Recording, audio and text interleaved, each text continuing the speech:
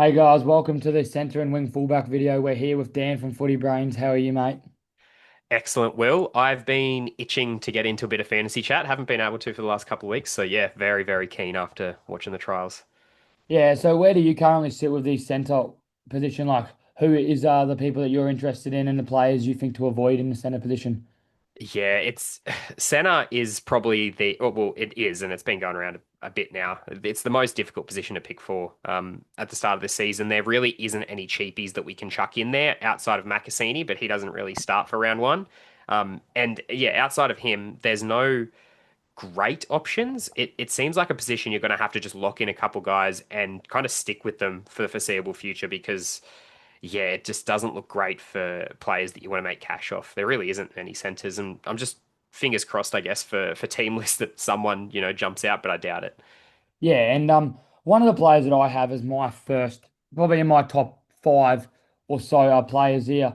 416k is Will Penasini. Obviously, we all know what he can do. Like he's been 600k before. Last season, he was quite down on stats here with a average of 32.8, priced at um break even at 33. Where do you sit with Will Penasini at 416k and assuming the Eels improve and they play well?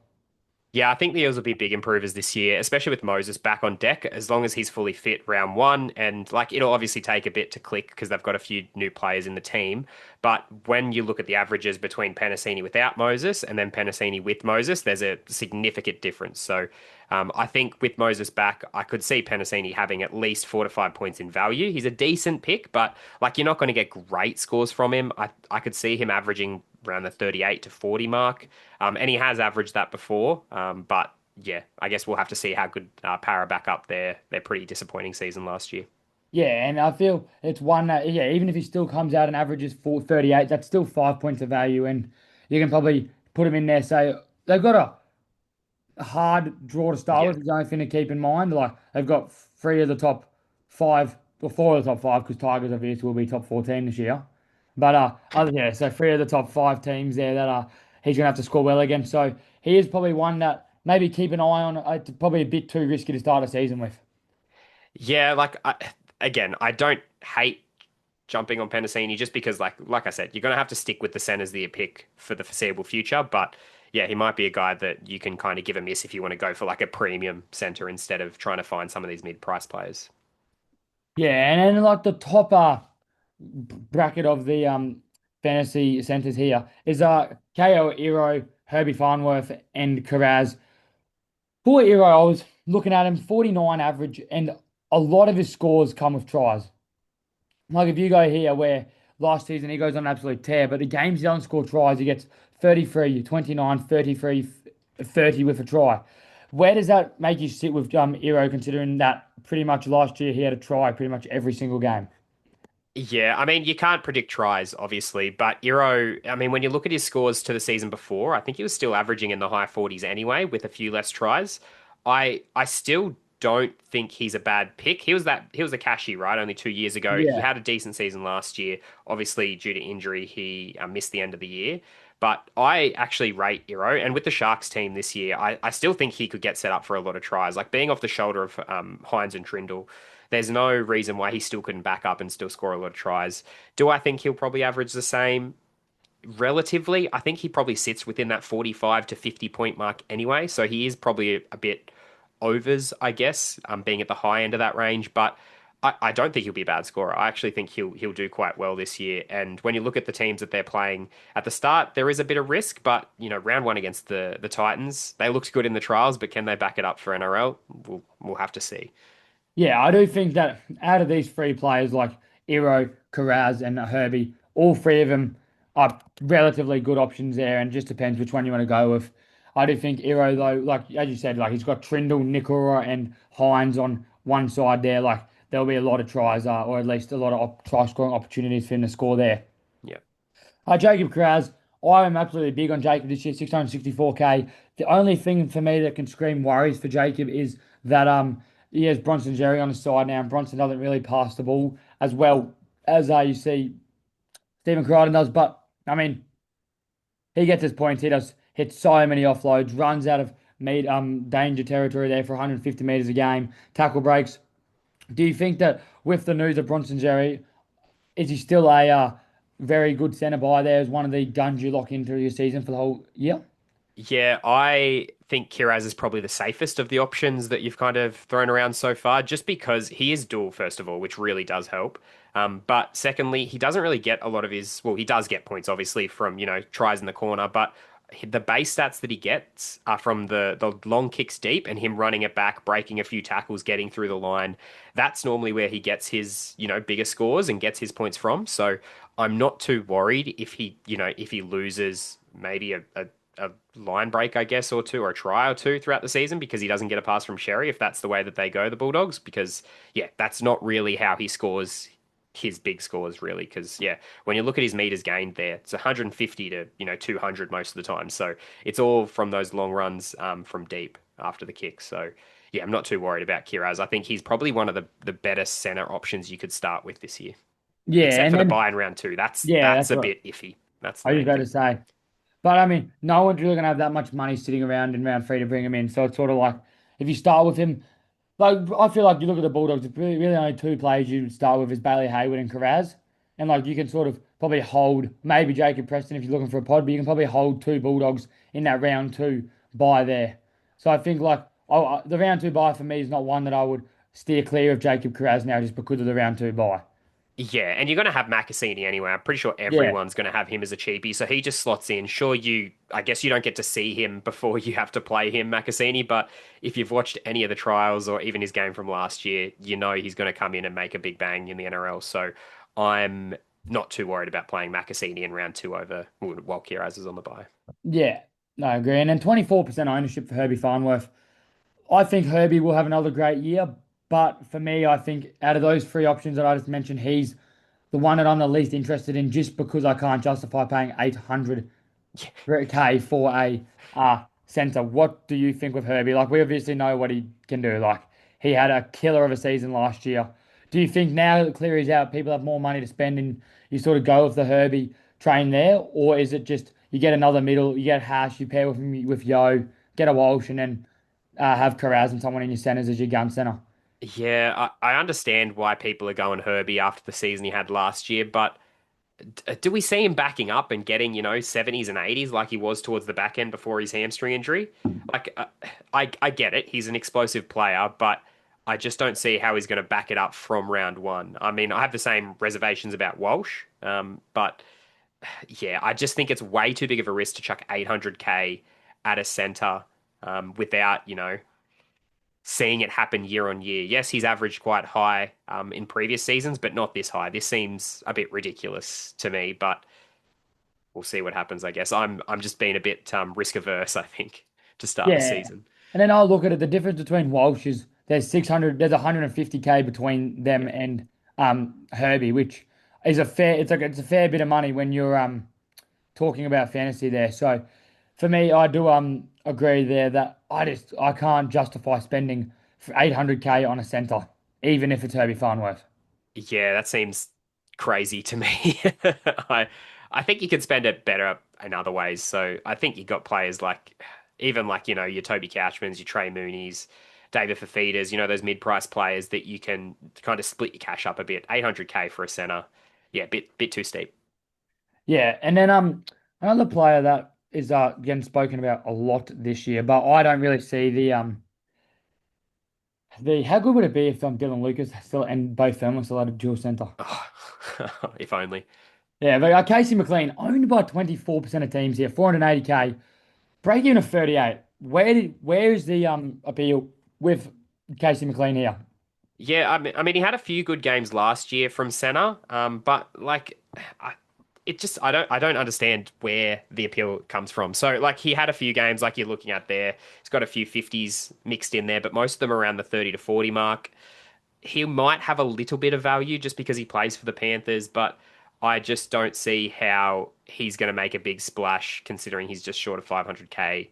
He might, make a bit of cash, but I think the scores that you would get from like a Will Penasini, for example, might just be safer and make you a bit more cash than going for a Casey McLean. So one that I'm probably gonna give a miss to. And you look at some of his scores there, even like most of the scores that he has are around the 30 mark, unless he gets tries and Yeah. multiple tries as well. Like he's got a game there, round 25 last year, scored 2 tries and only managed a 43. So yeah, I'm not too fussed about, worrying about Casey McLean. I think Yeah. the ownership is a bit unjustified. And I was a lot higher on him before the ruling out of Cleary there for the That first too. couple of weeks at least. Yeah. That'll definitely hurt him. But I mean, it's not for that long, to be fair, but still, I think it's probably a waste of a buy. So Shibasaki's been absolutely killing it. 72 in the finals, 67 against Hull KR. We know what season he had last year. I've been toying with him in and out of my team. Do you have any interest in him whatsoever, considering last season he had, or was it like a anomaly of a season and now he's gonna sort of come back to the pack? I actually think he'll back it up, Shibasaki, but do I think there's value in going for someone that's, 560K? Probably not. Like he's a great defensive center and he does get some attacking stats as well. It showed during that Hull game that he can score a try pretty comfortably just running a line off Walsh. But I just don't see a ton of value going for Shibasaki this season. If you went in last year and made a bit of cash off him, that was great. But now I think he's probably going to sit around that 40 to 45 mark. He'll be very up and down. He'll have some games where he scores a double, others where he just doesn't do anything. So, yeah, probably one that I'm just going to avoid. Yeah, and you can still sort of see that like he had a streak of 43, 40, 34, 38, 34 before going absolutely boom there. But yeah, Yeah, for me again, I'm not justified spending 560K on a player like Shimasaki, obviously a good player, but like I think that you look at the Shimasaki 560K or Penasini 410K, I would lean towards Penasini over Shimasaki there. yeah. And I'm sure, like Shibasaki, he'll be a player that gets you good scores. Like he'll have a good average by the end of the year. He's probably one of those guys that you can like kind of set and forget. Because when you look at it from at a season perspective, right? So most of the players that, average 50, 60 plus, they'll normally play Origin. They'll miss a couple of games. You'll only get maybe 900 to 1,000 total points out of them because they'll miss a couple of games due to rep duties. Shibasaki won't really have that. He'll kind of play the whole year. Maybe he gets drawn into the Queensland team again, maybe not, but he'll pretty much give you, 950 to 1,000 points just by playing games alone without really getting injured. I don't think he's got injured at all last season, did he? Like he kind of played nearly every game. Yeah, I think so. But obviously, he's one that he's probably the fourth. Like he's probably that mid tier. Like you got the Kirazes and then like Shimasaki is probably in that second tier below them. Yeah, like he's a safe 30 points every week. Great draft player if you can get him. Like he's an absolute plotter and he'll get you good scores every week. Just won't get you good value in classic. That's all. Yeah. And then one that has a little bit interest in now is after a great season or preseason, but he's always done it, hasn't he? He's always scored well in the preseason or scored well one weekend, has become every irrelevant player ever has. But no, they got a tough, very tough draw style of the Eels here. Where do you sit with Sean Russell at 360K? To be honest, I haven't really looked into Sean Russell too much, but he will be playing centre most likely. It seems like he's got that spot over Brian Kelly to start the season. Um, I don't hate it now that Moses is back on deck and Pezzett looks quite good on that side. So, I mean, it's a decent punt to be fair, and he's quite cheap Yeah, for a centre. You 360. know, he only has a break even of what, 30 odd? Yeah, Yeah, 29 there. I, to be honest, there's worse centers you can pick at that price. Like I actually don't mind Sean Russell. It's just historically he hasn't been great. He's been, on the wing every now and then. He hasn't scored great from the wing. But yeah, I mean, he's not a bad punt to be honest. Decent pod play. yeah, Depends but where you see Parramatta though, right? Like yeah. if Parramatta have a shock and start the season, like you said, difficult fixtures, yeah, it could be a bit rough for him. And is it too much to go Penasini and Sean Russell in the same team? Yeah, I'd probably only go one of those two if you're going to pick one. Like it'd be a bit wishful thinking to think that they'll both overperform, unfortunately. Yeah, But they're both priced not too bad either. So yeah, I think I'd only choose one though, just to be a bit risk averse. I do agree. And I'd flip a coin. Like there's 50K between both of them, but I do think that Penasini has more chance of going and being more consistent than Sean Russell does. Yeah, I agree. So Makasini played one game in round 27, scored a try for 37, 250K. I mean, I think it's pretty much just a no-brainer going with him. Pretty much, if you watched either of the Tigers two trials, you'll know that he's an absolute gun. He literally in the second trial against Panthers, he walked over four of four of the six Panthers rep players. So I think he's an absolute must start, even though he's missing round one. You just use him as a bit of a loop. Um, and yeah, he'll definitely be playing round two. I just don't see why Benji would leave him out of the squad. He's been way too good to leave And him out. and you've got that dual position too there, which really helps his case. Yeah, exactly. I mean, I don't know how much you'll use that dual position because, to be honest, I'm probably only going to be running with three centers just because Yeah. I don't think there's any like great options there. So, yeah, I mean, it helps, but hopefully he'll make use of it later in the season. And then one last player I want to talk about. He's not owned he's owned by 1% of players, and for me, he's been in and out of my team. I don't know if he's playing round one because of his shoulder or not. But I mean we all know what Garrick can do. He's an absolute stud on the wing. Does he lose goal kicking to Jamal Fogarty? And do you have any interest in Garrick at 551k, which seems a bit could be underpriced for Reuben Garrick there with a dual position? Yeah, I mean, even if he kept the goal kicking, I am completely off Manly at the moment. They just their team makeup, I just don't see. Unfortunately, I just don't see how they're competitive this year, and it kind of showed in that last trial against the Bunnies. The Bunnies were kind of moving at half pace, and they were still smashing through Manly pretty comfortably in that first half, even though they only put on two tries. The Bunnies made a meal of a few, so yeah, I'm pretty off Manly at the moment. I think they're really going to struggle to start the year. And I just don't see much value in a lot of their players. The only guy that I was kind of keeping an eye on was Simpkin, but it looks like he's going to share a lot of time with Docker Clay off the bench. So yeah, I just don't see where the points come from in this team, unfortunately. Yeah, so no real interest in Ruben as a little bit of a pod there. None at all. I think there was a bit of talk of Cooler as well being a potential pod because he actually didn't look too bad in the trial, but just as a team, I just don't see how they're going to perform well enough to provide good fantasy scores. Yep, I do agree there. Ruben's probably one that you watch for a little bit. If they can, I mean, it's a weird game NRL. If they can come out and start good with a bang, Ruben will go well. But he's a player that sort of relies on his team to do well. Yeah, I would keep an eye on him just if Manly have a slow start to the year, and as there is with Manly, there'll probably be some injuries. You know what Turbo and Burbo and all that are like. They do have a few injuries in them. So there might be some value in Garrick, maybe middle of the season, later of the season, after his price drops even a little bit. Yeah, and then so if you had to pick two centers to start the season with, obviously Makasini is going to be so like you have to pick another two. Who would you pick? At the moment, I'm definitely leaning as Kiraz as one of my centers. I just think there's too much safety for Kiraz. Like it's just the obvious choice. Yes, he'll miss round two, but he'll just be able to cover you for pretty much the start of the season, and you won't be mad because he'll have some big games, but he'll also have some quiet games where he only gets a 30. But that's absolutely fine because you're going to be keeping him for most of the year anyway. And I don't hate the Penasini shout either. I think he has a bit of cash to make. Yes, the draw is difficult, but Parramatta has always had a pretty good game against the Storm round one.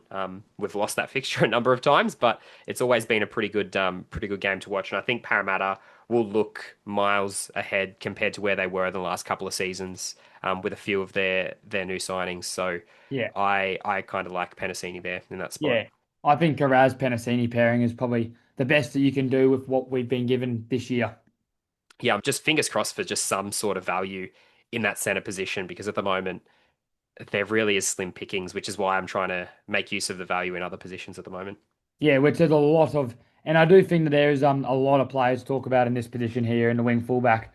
And I'm going to start it with, I mean, the player that absolutely lit the last 6 rounds of NRL on fire here, Reese Walsh. Where do you sit with him if it's going to load?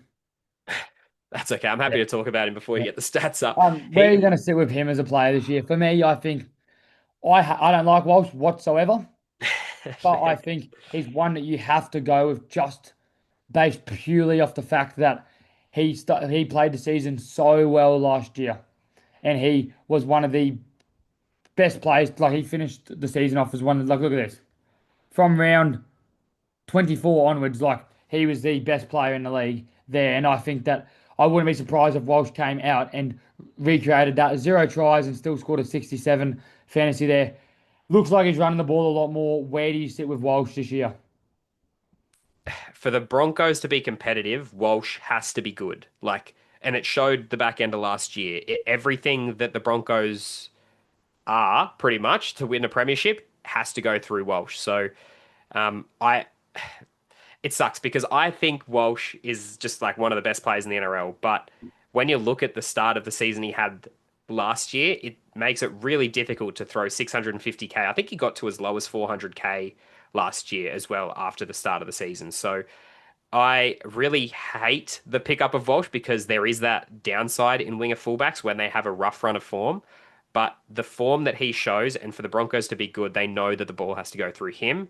So I think he's going to get a lot more opportunity this year compared to the start of last year. So I like starting with Walsh, even though I hate saying that. Yeah, Because I've always said the same thing about Teddy every year. He's way too expensive to start with, wait for him to drop price.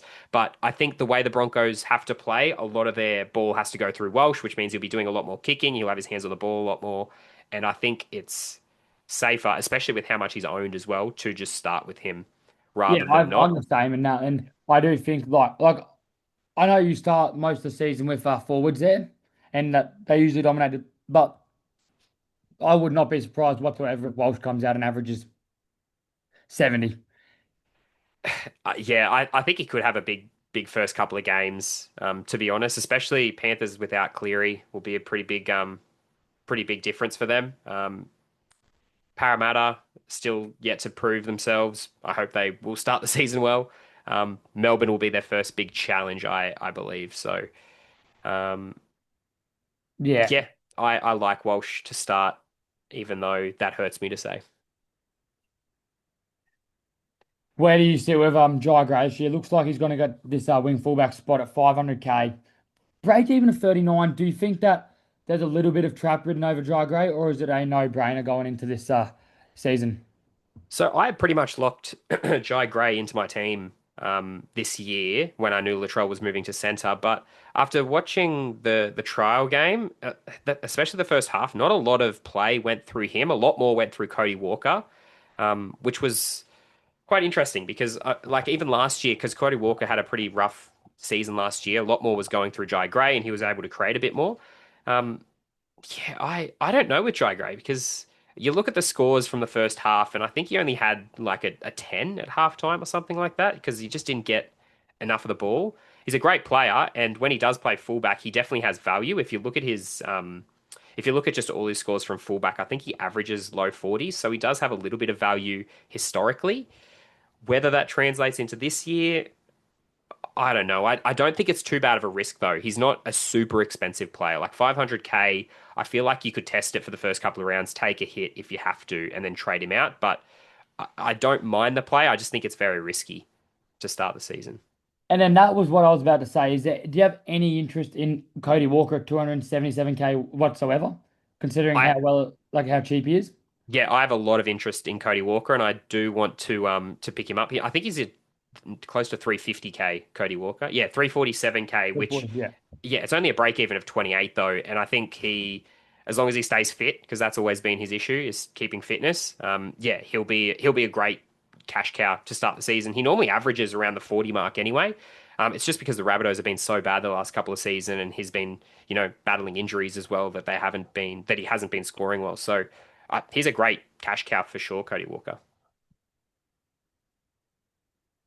Yeah, I do agree there, and I think those two there, Walsh and Gray, are two that you look to get in your wing fullbacks, along with Sualauvi. I think he's one. Pappenhausen gone now, which with that kept in mind, I do have a pod in my halfbacks with Pappenhausen gone. But where do you think Sualauvi goes? He should have the role for the whole entire season. Is he just a must-have to start the season with?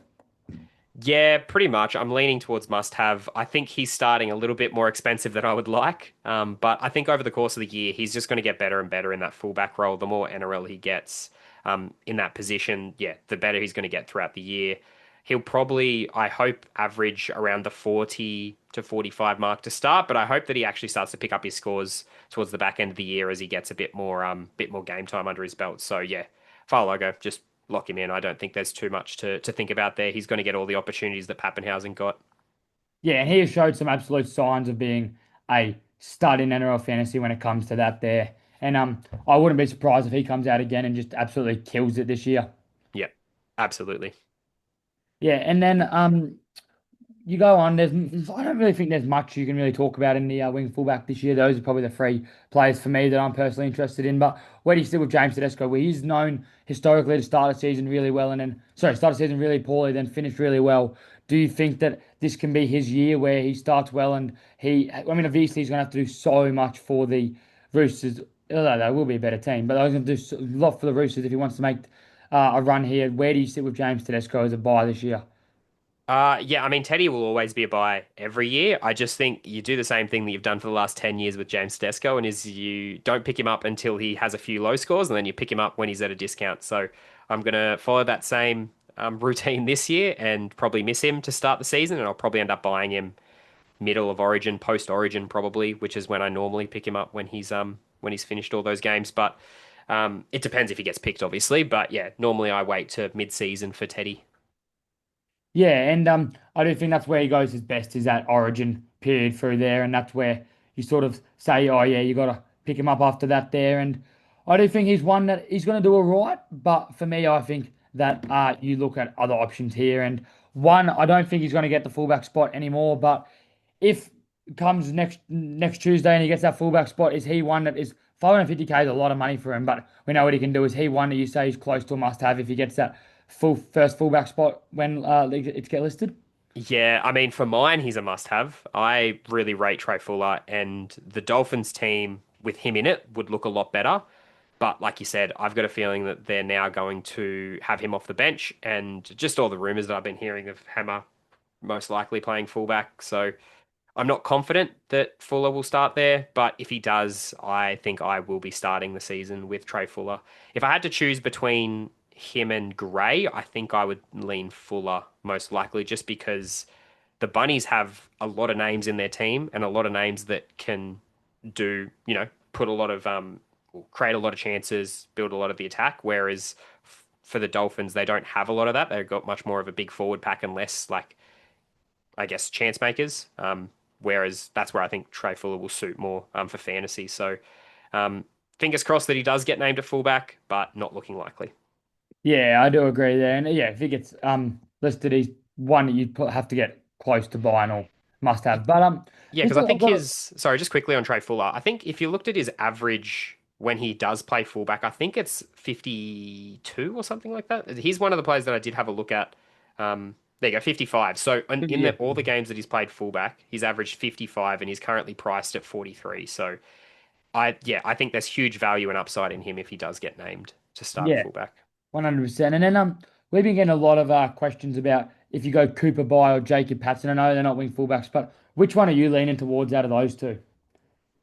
Well, I think you just got to lead towards Paxton, right? Because he's actually going to get the start in the back row. Bai will most likely be off the bench with Randall starting at lock.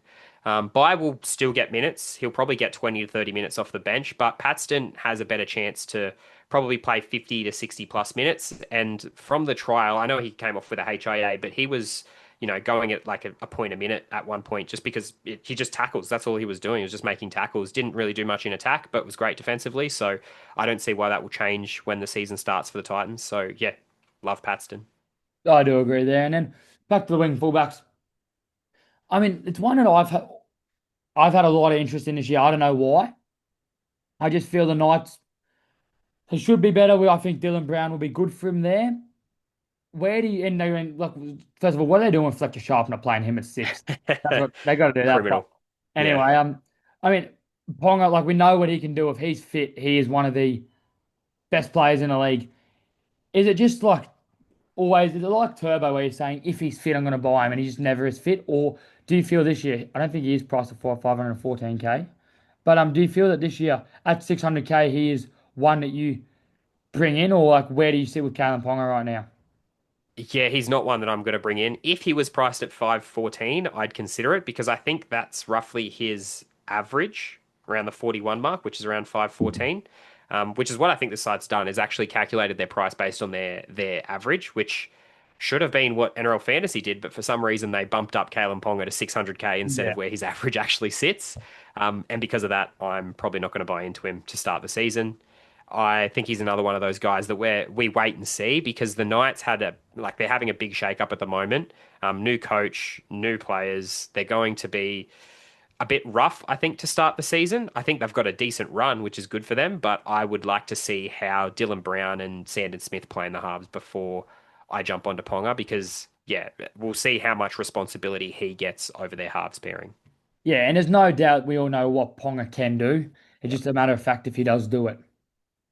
Yeah, correct. I think having Dylan Brown takes a bit of responsibility off his shoulders, but Yeah. whether that means he gets less ball or how that changes the dynamic of the team, yeah, we'll wait and see. I honestly think that it's probably not going to turn out well and they'll have to put Fletcher Sharp back into the halves again, but I guess we'll wait and see how the first few rounds pan out. Yeah, and then we have three more to talk about, and one of them is Keanu Kiny, 600k. I think it's a little bit too overpriced to start the season with. Where do you see with Kiny? He had a great season last year. I don't know what I wouldn't. I just don't think I could really justify him owned by 12% of people at 600k. Yeah, I'm gonna wait and see on Kinney. I mean, he could come out and start the season with a bang, but based on previous times I've had him and he has not done that, Mm. I will be avoiding for now. There's too many good options at winger fullback, and I think Kinney's just one to watch for now. And then yeah, maybe throughout the season, if he shows a bit of form, he's one to jump on. But he does have those periods where he has, he's amazing, he's breaking tackles, making, hundreds of meters a game, and then he comes back down to, being pretty average, not getting involved as much, maybe scores a single digit score like he has in the past.